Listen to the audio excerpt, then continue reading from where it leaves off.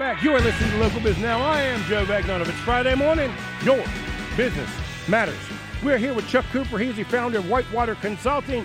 And we got another consultant in the house, Jack Tompkins. Am I saying that correctly? Yep. Jack is with Pineapple Consulting. Refresh our memory again, Jack. What does Pineapple Consulting do?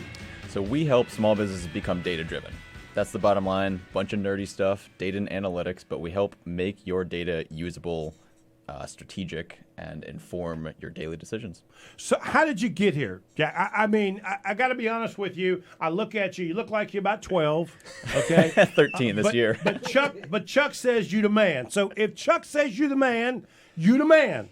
But you do look like you're 12. So walk me through, how did we get here, and how did Pineapple Consulting come to fruition? Yeah, so I'm 29, so I spent a few years in the corporate world, but I've been running the business for about 3 years. And by a few years in the corporate world, I mean literally just a few.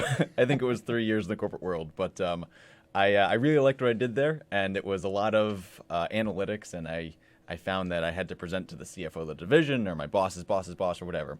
And the most effective way I could communicate what, like this days and days and weeks of research that I had done and analysis, was make a dashboard with very visually appealing numbers, visuals, etc. Turn my computer around, because this is pre-COVID, right? And we weren't Zooming yet. So I would just turn my computer around and show the CFO, hey, here's the analysis you're looking for. Here's the exact answer you're looking for.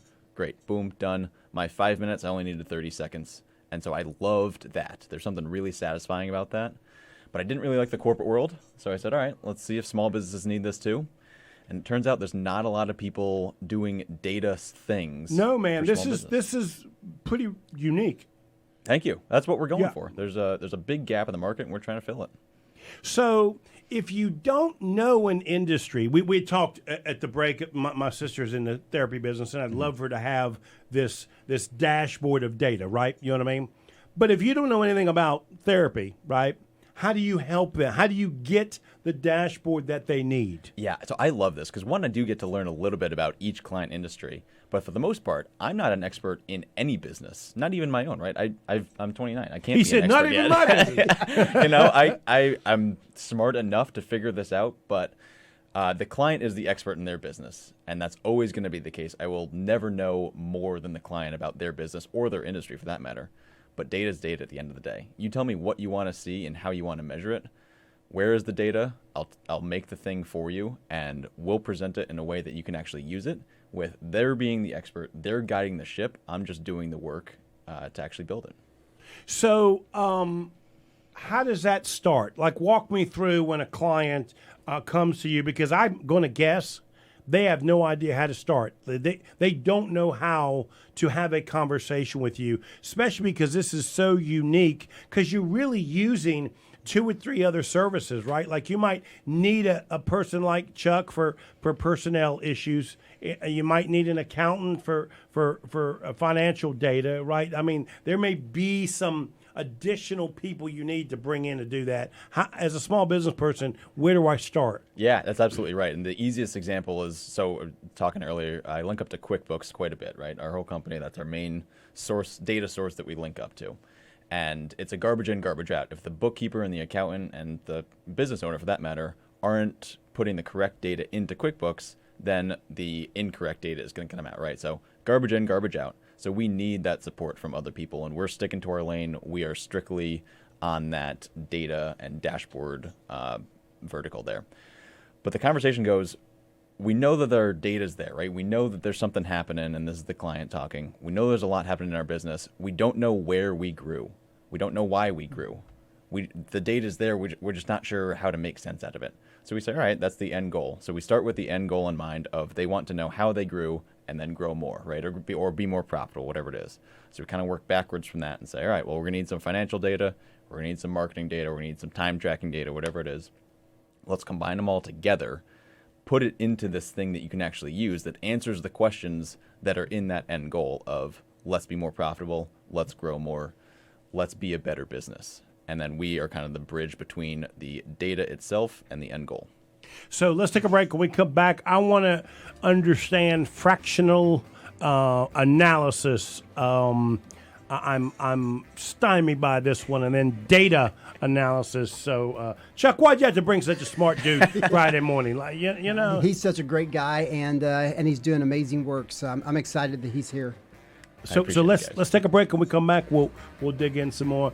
This is Local Biz Now. I am Joe Vagnone, and if it's Friday morning, your business matters. We'll be right back. And we are back. You are listening to Local Biz Now. I am Joe Vagnone. If it's Friday morning, your business matters. I'm here with my co-host for the entire month, Chuck Cooper, the founder of WhiteWater Consulting, and his guest that he has brought us today, Jack Tompkins. Jack is the founder of Pineapple Consulting. Take it away, Chuck. Well, Jack, I love the work that you do and the way that you bring data to life. One of the questions I've got for you is, as you work through that initial conversation with your clients, when you get that project complete, is it over with at that point, or how does your company service that client? Yeah, good question. So a lot of people start with just a single project. So like we were talking before, we have the end goal in mind, right? We want to know metric A, B, and C and all that good stuff. And so some people stop there, and that's what they need. And the smaller businesses just go project to project. A lot of people, though, transition from that and go to an ongoing basis, because it's once we get the one dashboard that says our financial things, now we got to loop in everything else, right? So we need a second dashboard, or we need more analysis, or we just need ongoing support, right? And so we offer all that. So a lot of people end up going into that ongoing relationship, which is great. So the other day I saw on social media, you put a post out where you put basically a new dashboard, a new look. Is that a new product, or can you tell me a little bit about that? Yeah, no, I appreciate you asking. This is an exciting time for us because we're releasing products. So we always do projects, but we're releasing products now, and it's kind of our competitors do this a lot. It's a one-size-fits-all thing. We're not quite like that. It's a very standardized thing, but it can still be customized. And our thing is doing custom work. We love it. No two clients have been the same so far, which is fantastic. But we're releasing a product that is now a bit more standardized, and it links up automatically to anybody's QuickBooks Online, and it tells you a lot of what's going on within your business and shows that performance that you can see on a daily basis if you wanted it to. It's great.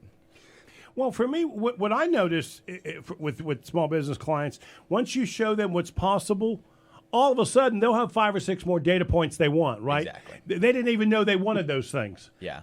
And that's the real value that comes from it. That's a great point. Because like everybody has QuickBooks, right? Mm-hmm. But looking at a P&L statement on QuickBooks is super boring. And I'm the nerdiest person that I know. I'm a data nerd and a financial nerd. QuickBooks is still boring to me. Putting it into something visual, oh, this actually makes sense now. And then Joe, to your point, it's, well, what about this? Can we also do this? And what, and then it starts, because every entrepreneur, every business owner has that, at least a little bit of visionary in them. So then their mind starts running and starts getting creative, and they get excited. Then we get excited. It's a fun little snowball that keeps rolling. Interesting. So we've started seeing a lot in the news recently about ChatGPT. Mm. So when you look at what's happening there and kind of looking at your future, how do you think, will ChatGPT, will that impact your company or your business? It's definitely going to impact it. It's hard to think of a business that it's not going to impact. There's a lot of good things that come from it, though. It doesn't have to be just a threat. And I know we're talking about this. Chuck and I are part of a group, Joe, that we're putting on an AI impact for small business, just sort of small group discussion. I think it's April 6th at TechWork in Belmont. So we're going to talk a lot more about this. But I think it raises the floor is my bottom line. I think AI is a tool that's out there. And I think if somebody doesn't know how to do something, right now they have to Google it, YouTube it, et cetera, et cetera, et cetera. If somebody doesn't know how to do something, well, I guess today, tomorrow, whatever, with ChatGPT, they can just say, hey, do this for me. So you still need the expertise, you still need the relationships, and those are the sort of the differentiators, but it raises the floor of skill for a lot of different industries and roles. So, Jack, have you always been like this nerd that loved the whole computer gig? And because you're making my head hurt. I mean, you understand, Chuck? Why you got to bring somebody Friday morning just making my head hurt, right? I mean, seriously, this is your thing, right? You've always enjoyed computers and that sort of stuff. Yeah.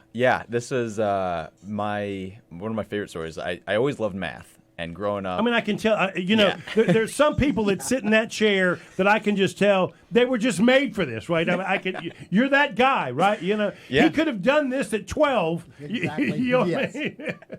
yeah, if you can't tell by my glasses that are about a submarine window thick, I love the numbers. But no, my high school math class, I loved it, and I always loved math, and I didn't understand that other people didn't love it as much as I did. I was like, what are you talking about? It's just 2 + 2 and all that good stuff. But my high school math teacher was out for about 2 weeks. And so I was just doing the homework, and the substitute had no idea what was going on, right? Like most He was teaching the substitutes class.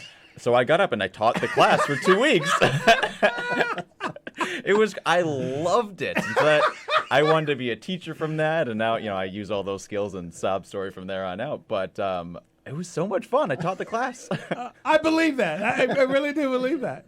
So we've only got about a minute or so, but what is fractional analysis and data? Because they seem like the same thing to me, man. Yeah, no, that's fair. So Chuck is fractional HR, right? You don't need somebody full-time. You just need somebody part-time and outsourced.